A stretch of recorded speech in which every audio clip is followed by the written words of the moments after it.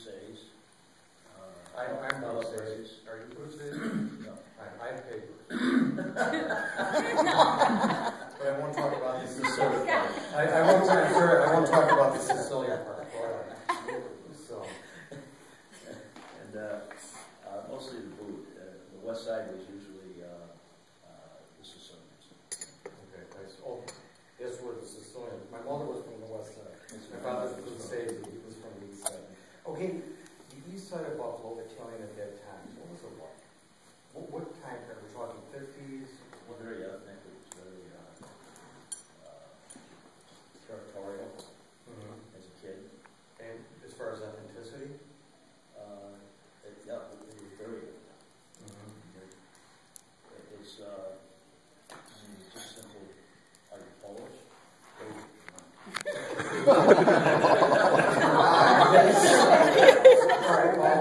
Thanks for that one, Carl. Was it fun? Oh, I had fun as a kid, yeah. Was it primarily a working class neighborhood or professional or both? Working class, and it was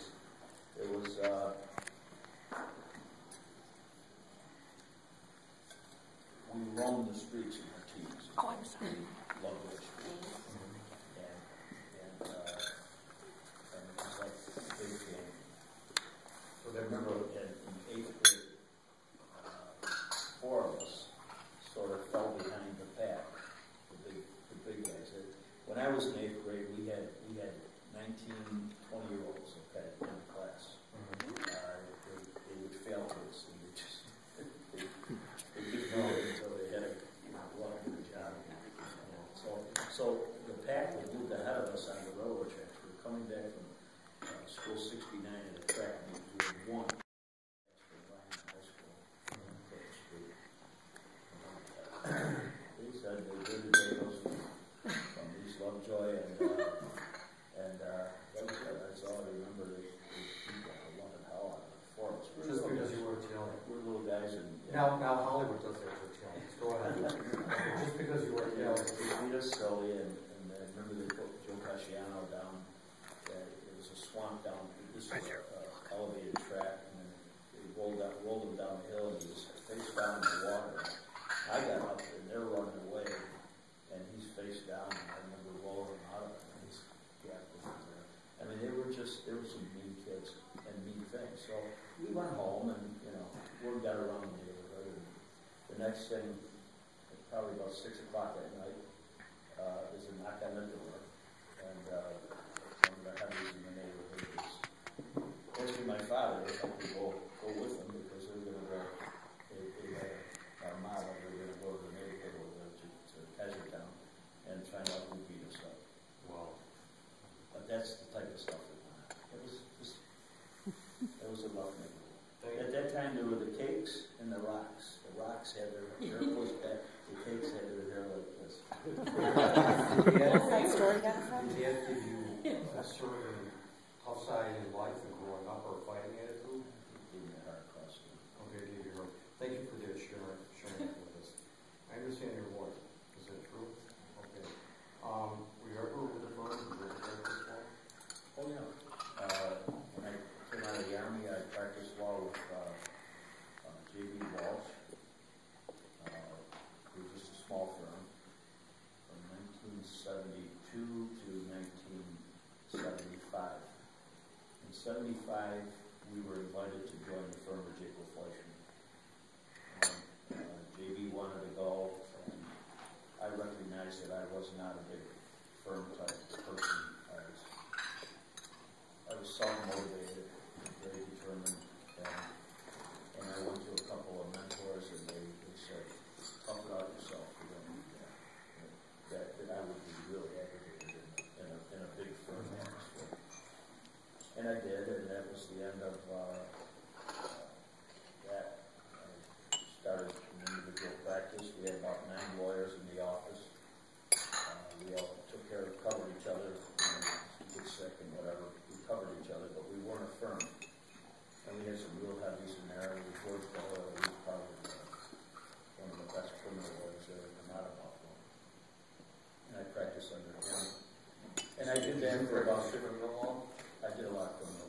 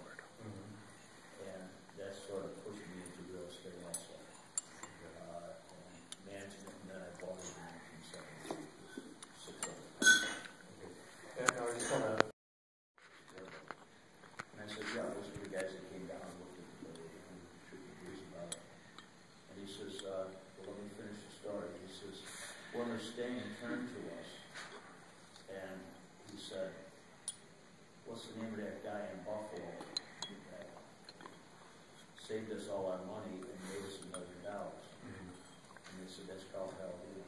He said, I want you to take this offer to Carl Paladino and see if he'll match it.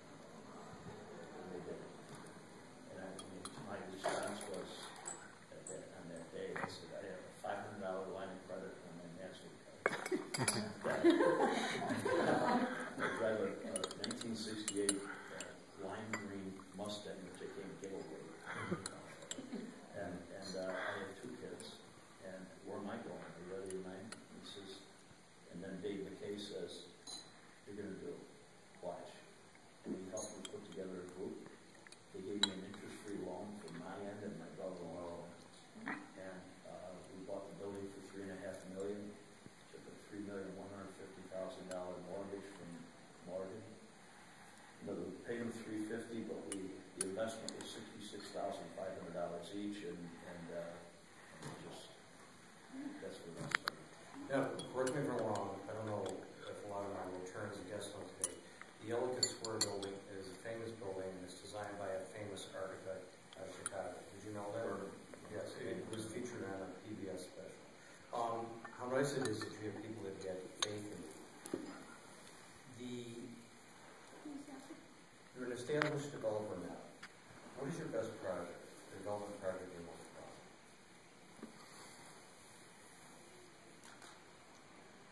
If you had to narrow it down.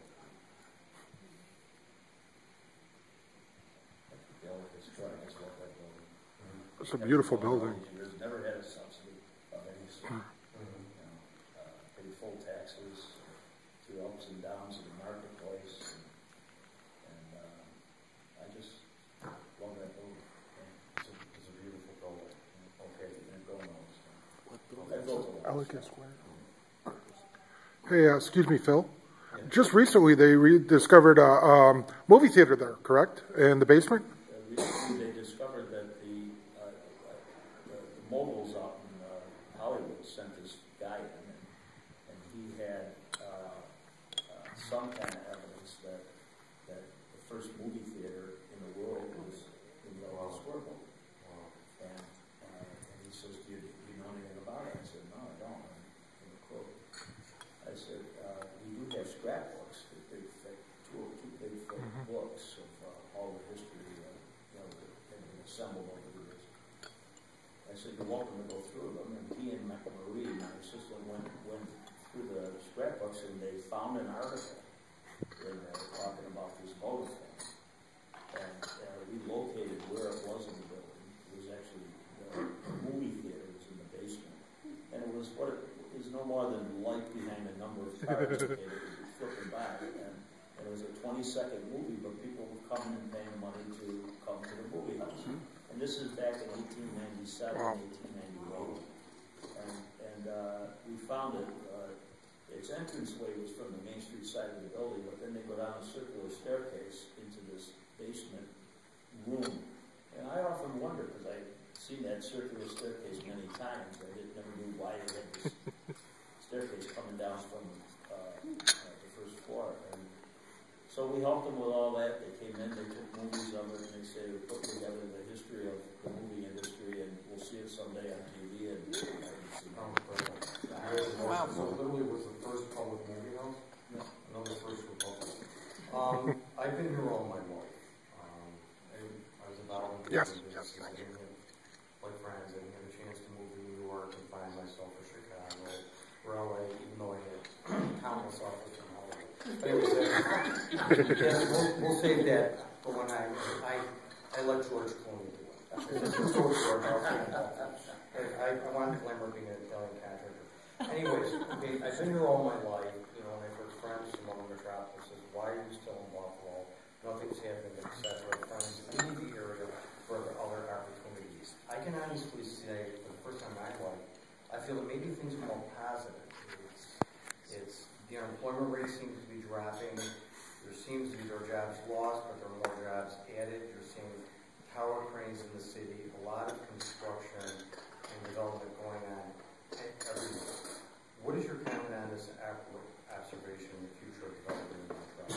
Where do you see, how do you feel about it? Where do you see it? Well, when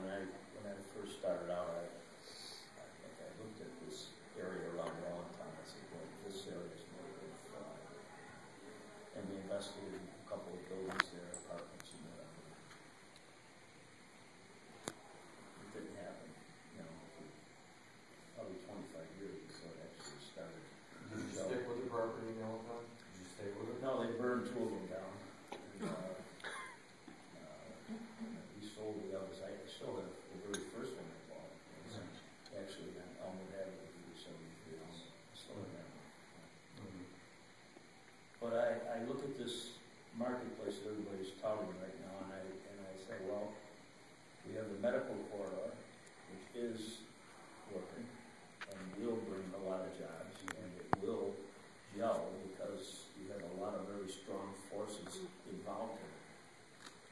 And then you have Huntress, who sold his business for $5 million. He has $3 billion left, and who's... Oh, Bill Huntress? Let me say Huntress. Pagula. Okay. Pagula. He did sold, I didn't know he sold his business. He did sell. Pagula sold his oil and gas business from Pennsylvania. So I believe Shell for $5 billion. Paid $2 billion in taxes. He has $3 billion left. And then he bought the Sabres, and now he's building this monster down there, which is not real well thought out because basically it's a parking ramp with a couple of ice creams on that top for amateurs. The problem is, unless you've been a parent of an amateur hockey player, you really don't understand the bag. The bag that they carry all this stuff in is not only heavy, but it smells like hell. Kids, they're supposed to hang up the stuff. I have to get that. It's the worst smell. I drove back from Toledo, Toronto, and went to tournaments and that. And here I am, there's 3 kids in the car and their bags. It's January, it's freezing out, okay? They're all asleep, and I have my head out the window. My face is frozen, just to get fresh air.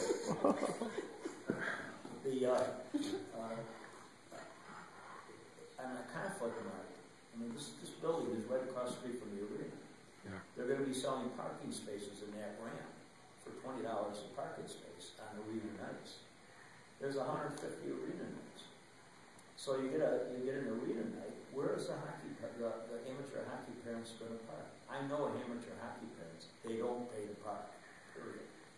So now you've got this. You've taken away the accessibility of these facilities. They should have been put on the ground. The whole thing should have been put someplace else. And I'm not just trying to be, because I was the other bidder. I did have a much better time. Hey, Carl, just quickly, what was your proposal? Our proposal was a ramp with a hotel and a large number of, I believe, 50 apartment units, a couple of restaurants. Excuse me. What I liked about your proposal is I think one of the key things to the city is to bring more residents. So, a private studio. Oh, okay, that's one thing I like about your proposal. I'm sorry, go ahead. But there was a silver lining to that loss. The city felt obligated to us then because they, for lack of a better word, screwed us. And then they said, what can we do? And I said, I want that site on the waterfront. I want that site number 13 and number 1, which are parcel numbers. And so they gave us preferred developer status, and that is 100% better than the Gula site and the Westwood Block site. And so we're going to build a very nice project there, hopefully by 2008. The thing is, I'm amazed at you. You seem to have people have faith in you and more. I'm still waiting for that to come to the facility. It's great that the city did. I mean, a lot of the people we work with don't seem to have contracts. Okay, it's nice that the city did. All right, this new parcel, is that where the Carl was going? Can you tell us what I just described? What I love about I love how you take the Italian authenticity and you put it in the name of your development. I absolutely This is my final big project, okay, the Carlo. And I'm naming it after my grandfather who started all this. He brought my uncles. The other properties are named after my uncles and my dad. Rosario, which is the old Burger building. The Pasquale is that big condo building on the waterfront. The Giacomo is the big hotel, the old United Office Building hotel and residential up in Niagara Falls. And that's what we've done. I think the name we honored my partner, Joe Mosley, with the Mosley on Main and North Forest. Very good. Like I said, I think the Italian names are beautiful. Can you briefly tell us what the Carlo is? What type of development? Carlo will Your be, newest development. it will be around a 550 or 600,000 square foot facility with about 600 parking spaces. It'll have a 150 room high-end hotel with spa, green roof, a gourmet restaurant, and out onto a green roof where there's a roof pool that's indoor outdoor, and did I say spa? There'll be a spa in there, and then we'll have a couple of service suites. Why did you go to law school? Why did you want to become a lawyer? The good part of it was my dad. Like when I went to Bonaventure undergrad, I went as an electrical engineer. We would do a 2-3 program. We'd go to 2 years to Bonaventure and take these courses, and then 3 years to the University of Detroit and come out with a master's in electrical engineering. That was how it started. I went home after the first semester's freshman year, and my father said he was happy. I was good at math. I was good at the sciences. I was happy. He says, I'm going to for government and join the gubernatorial race. Okay, why Carl? What was the part at that stage in your life? Well, something happened. I was in my rut, I call it. I was charging ahead and on the local projects and a very enjoyable life because I'm working with my kids. I was having a lot of fun doing it. And then March 30, 2009 came, and it was a bad day for me. I lost my boy. I'm sorry. Excuse me, was it Patrick? I heard everybody said nothing but nice things about him and how wonderful he was. I'm sorry, go ahead. But that changed my life. I recognized at that moment that all those things I've been putting off and saying I'll do someday, It's wild. someday maybe this year. And it was amazing the people that wrote me afterwards and told me about the wonderful things he had done for his friends. You know, his barber, Miguel, his wife writes me a letter a couple weeks afterwards, and she says, Mr. Paladino, we've never met, but Pat was in here a couple weeks ago, and when he came, we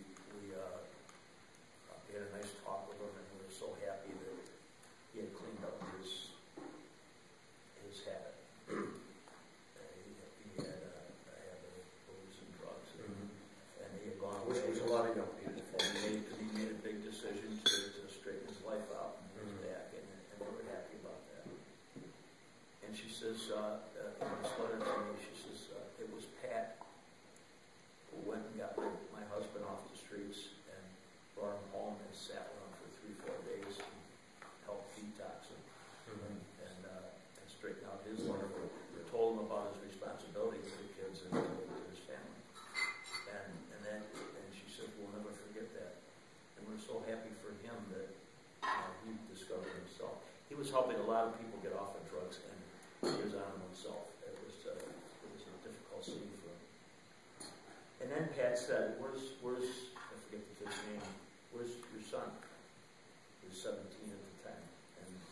And she said, we told him that he was on the streets. He was gone. He had left home, and he was out there with drugs and all that. She said she was crying, and she said, "What do we do, Pat? Because they're just very simple, means people. What do we do?" And I says,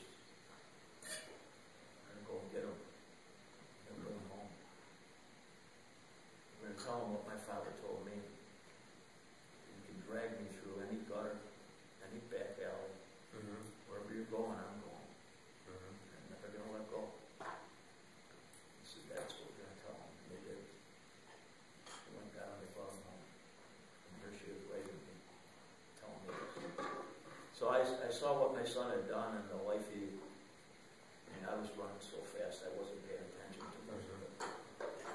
And I said, I just have to continue that now, and I can do it. Then I had another irrational moment, and I decided to run for governor. They call it a bad hair day, or and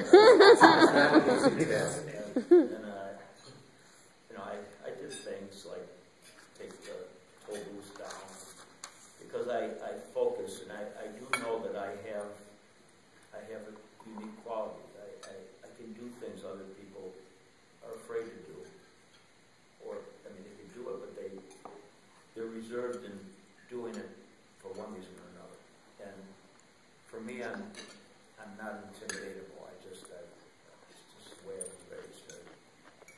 I'm not better than anybody else, and nobody's better than me. And all these proverbs my father gave me, and that made me the person I am to tackle what everybody else is afraid to go after. So I ran for that governor. I made a lot of mistakes. The first time I ever ran for anything. And then I started doing things with getting on the school board. I recognized that this Jim Williams was terrible, not doing the right thing, and I drove him out of office and cleaned up a couple other things. And then I decided, because they went out and got another dumbbell, and they bring her in, and she wants on the job training because she doesn't know. She didn't have a clue on what it is to be a superintendent. She had never been one. Excuse me, she was not a superintendent. What did she do before law school? She was a linguistics teacher and a principal and a consultant. So what qualified her for superintendent? Nothing. They touted the fact that she had a one-year PhD from Harvard. And I understand that those things are not natural. I mean, you can get a one-year PhD, but it's not really a PhD. But anyway, she's a nice lady. She had lost a child. She got a big reward, so money didn't mean anything to her. She really earnestly wants to do the job, but she just can't. I mean, it happens every day. It's like picking low-hanging cherries off a tree. She just is totally out of it. She goes and tells these kids that are refusing to take the Common Core test that then their punishment for refusing the test, you're punishing them. You got to sit and stare. Sit and stare. My daughter, I refuse to let my daughter take the test. Okay, she goes to Narden, and they let her read her books. Okay, which is fine. But they're punishing the kids in the city system by telling them, if you push your test away, you got to sit and stare. You can't have anything else on your desk. Crazy. We'll get to some questions if we get to it. And then I will open it up to the floor. Okay. All right. So getting with the school board, you didn't have to do it. Okay. And you decided to. Well, when I decided to do something, I did. I do it first. Carl, what is your biggest account?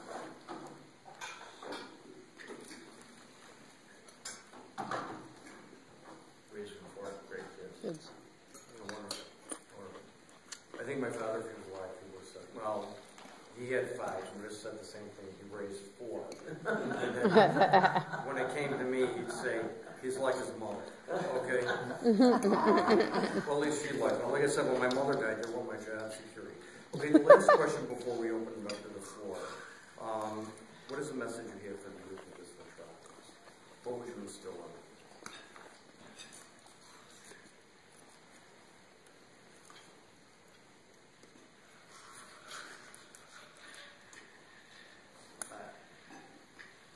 I think education is important. It's very important to stimulate a child to the desire to achieve, and you can create that desire by guiding kids to the right bent. Everybody has a bent, and if it's being a doctor or a lawyer or whatever it might be, it's the job of the teachers to help guide you and expose you to those experiences.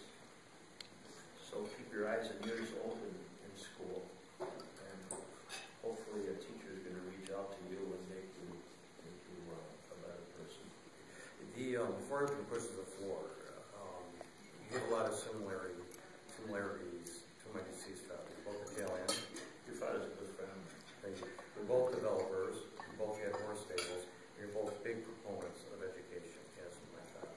Thank you so much. Ward, you had the first question?